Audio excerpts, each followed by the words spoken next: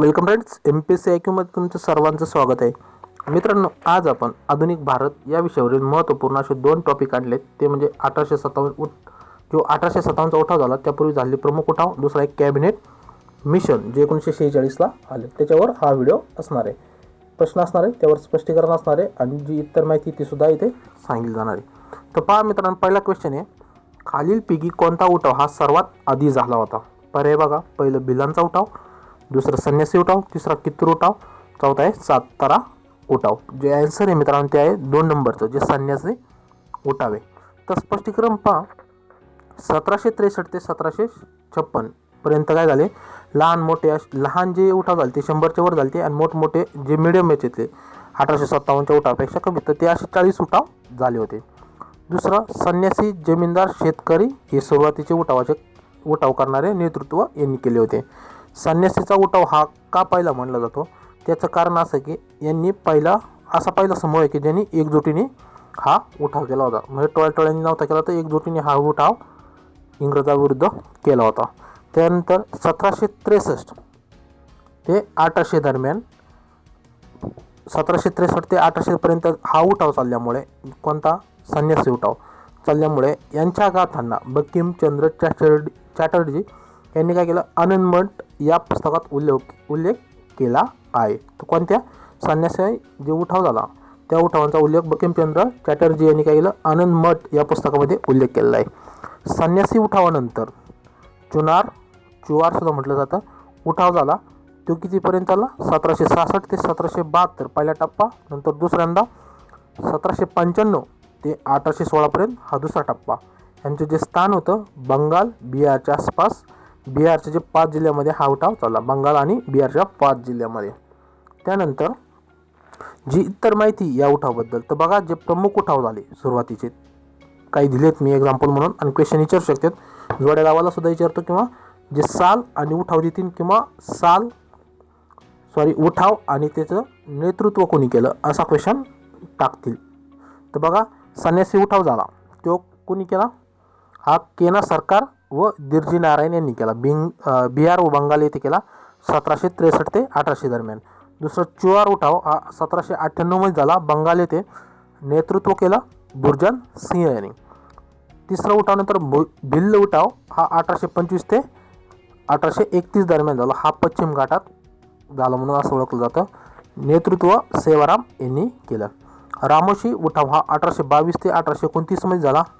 नेतृत्व चित्तार सिंह यांनी केले. नंतर कित्तूर उठाव हा देसाईंनी केला 1824 मध्ये, कर्नाटक येथे कित्तूर जिल्ह्यामध्ये. संस्थाळ उठाव 1855 ते 1857 दरम्यान झाला, बंगाल, बिहार येथे. नेतृत्व केलं सिद्धू व कान्हू यांनी. दख्खनचा उठाव हा 1874 ते 1875 मध्ये झाला, तो महाराष्ट्रामध्ये झाला. मोपलांचा उठाव 1920 ते 1922 दरम्यान झाला, मालाबार येथे, जे केरळ या ठिकाणी आहे. त्याचं नेतृत्व हे अली मुदालियार यांनी केलं.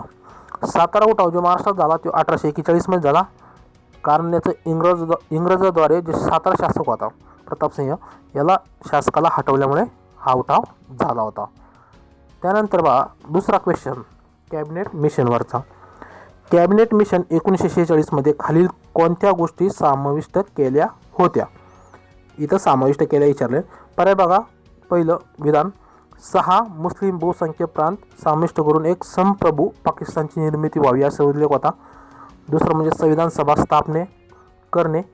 तिसरा आहे सीमा आयोग स्थापना करणे. पण एकदा क्वेश्चन समजून घ्या, कॅबिनेट मिशन 1946 मध्ये कोणत्या गोष्टी समाविष्ट केल्या होत्या? तर पर्याय बघा, पहिलं 6 मुस्लिम बहुसंख्य प्रांत समाविष्ट करून एक पाकिस्तानची निर्मिती व्हावी. दुसरं म्हणजे संविधान सभा स्थापन होणे. तिसरं म्हणजे सीमा आयोग स्थापना होणे. तर खालील पर्यायामधून योग्य पर्याय निवडा. पहिला पर्याय बघा, केवळ 1 आणि 3 बरोबर. दुसरा केवळ 2 बरोबर. तिसरा 1, 2 आणि 3 सर्वच बरोबर. आणि चौथा वरीलपैकी कोणतेच विधान बरोबर नाही. त्याचं आन्सर मित्रांनो 2 नंबरचं केवळ 2 बरोबर आहे. कारण संविधान स्थापना करणे हे त्यावेळी उल्लेख होता. सीमा आयोग हे माउंट बॅटन योजनेमध्ये सांगितलं होतं, आणि बहुसंख्यक जे पाकिस्तानची निर्मिती ही यांनी सांगितलं नव्हतं. तर आपण स्पष्टीकरण पाहू. 19 फेब्रुवारी 1946 ला ॲटलीने हाऊस ऑफ कॉमनमध्ये एक मंत्रिमंडळीय शिष्ट मिशन भारतात पाठवण्याची घोषणा केली. मार्च 1946मध्ये कॅबिनेट मिशनने राष्ट्रीय सरकार स्थापन करणे व सत्ता सोपवणे यासाठी काय केले, भारतीयांसमोर प्रस्ताव ठेवले. कॅबिनेट मिशनने पाकिस्तान निर्मितीसाठी किंवा मान्यता दिली नव्हती. त्यांनी सांगितले होते की जे अल्पसंख्याक इतर भारतात राहतील तर त्यांच्यासाठी एक संरक्षित स्वायत्ता ठेवून किंवा काही दुरुस्त्या करून ते भारतातच राहतील, म्हणजे पाकिस्तान निर्मिती होणार नाही असं त्यावेळी सांगितलं होतं.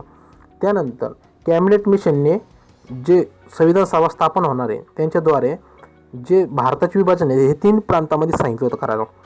त्यांची कल्पना होती. पहिलं पर्याय म्हणजे क मध्ये मद्रास, बॉम्बे, संयुक्त उत्तर प्रदेश, बिहार, मध्य प्रदेश, ओडिसा असे जवळजवळ 7 याच्यामध्ये. नंतर ख मध्ये पंजाब, उत्तर पश्चिम सीमांत प्रांत व सिंध अशा हा एक भाग ख मध्ये, आणि बंगाल आणि आसाम हा तिसरा भाग यांनी सांगितलं होतं. त्यानंतर बघा हे आहेत क्लेमेंट ॲटली आणि हे आहे कॅबिनेट मिशन भारतात आलेलं. बघा रक्षा, विदेशी मामले आणि संचार यांचं नियंत्रण केंद्र स्वतः नियंत्रित करतील. म्हणजे जे केंद्राकडे राहणार आहे कोणते विषय राहतील, रक्षा करणे, विदेशी मामले आणि संचार. दुसरं विधान का सत्य आहे, कारण स्वतंत्र आणि संघीय भारतासाठी एक संविधान सभा स्थापन करणे, त्याद्वारे एक संविधानाची निर्मिती व्हावी असं कोणाला वाटत होतं, कॅबिनेट मिशनला, जे 1946ला भारतात आलं होतं. तिसरं विधान असत्य काय, कारण सीमा आयोग स्थापना ही 1947ला माउंटबॅटन योजनेद्वारे केली गेली होती. त्याच्यामुळं 1946ला जे कॅबिनेट मिशन आलं याच्याद्वारे सीमा आयोग स्थापन केलं गेलं नव्हतं. जी इतर माहिती बघा, एक आपण म्हणतो बघा क्रोनॉलॉजी विचारतात आपल्याला. बघा पाकिस्तानची मागणी ही 1946ला झाली होती. त्यानंतर क्रिप्स मिशन भारतात 1942ला आलं होतं. वेवेल योजना ही 1945ला आली. शिमला संमेलन 1945ला. Cabinet mission 1946ला. जे कॅबिनेट मिशन आलं होतं त्याचे अध्यक्ष होते पॅथिक लॉरेन्स, स्टॅफर्ड क्रिप्स आणि अलेक्झांडर असे 3 जण होते. त्यातला अध्यक्ष होता पॅथिक लॉरेन्स होता. ॲटली यांची घोषणा 1947ला आली भारताला स्वातंत्र्य द्यायची. नंतर माउंटबॅटन योजनेद्वारे भारताला एक स्वातंत्र्य भेटलं. ते आली कधी, 1947ला. 15 ऑगस्ट 1947ला काय झालं, भारत हा स्वप्रभू देश असा बनला. अशा प्रकारे आपण 2 प्रमुख टॉपिक इथे डिस्कस केले. पहिला म्हणजे 1857चा उठाव. 1857च्या उठावाच्या पूर्वी झालेले प्रमुख उठाव. नंतर कॅबिनेट मिशन 1946ला आले.